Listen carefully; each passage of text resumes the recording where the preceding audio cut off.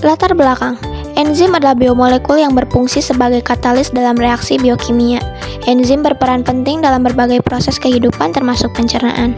Salah satu enzim yang umum ditemukan adalah enzim protease yang berfungsi memecah protein.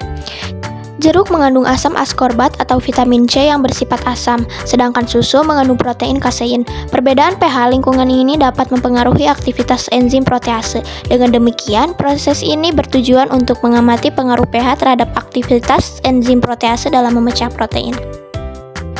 Tujuan utama 1. Untuk mengamati pengaruh pH terhadap aktivitas enzim protease dalam memecah protein susu. Yang kedua, tujuan spesifik 1. Untuk membandingkan laju pemecahan protein susu pada berbagai tingkat keasaman yang dihasilkan oleh perasan jeruk. Yang kedua, untuk mengidentifikasi pH optimum untuk aktivitas enzim protease dalam percobaan ini. Yang ketiga, untuk menganalisis faktor-faktor lain yang mungkin mempengaruhi hasil percobaan.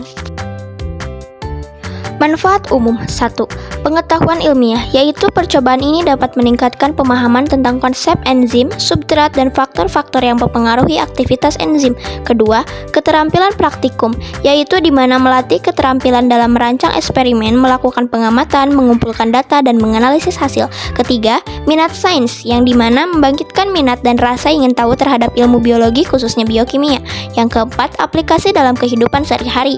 Hasil percobaan dapat diaplikasikan dalam kehidupan sehari-hari, misalnya dalam pembuatan makanan atau minuman fermentasi.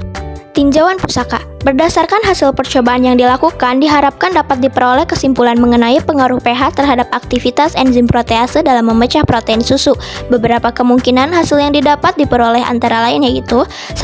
Adanya pH optimum. Terdapat pH tertentu di mana aktivitas enzim protease mencapai maksimum. Yang kedua, pH asam atau basa menghambat aktivitas enzim, yang di mana lingkungan yang terlalu asam atau terlalu basa dapat menghambat atau bahkan merusak enzim. Yang ketiga, faktor lain yang mempengaruhi, yaitu selain pH, faktor lain seperti suhu, konsentrasi enzim, dan jenis protein juga dapat mempengaruhi hasil percobaan.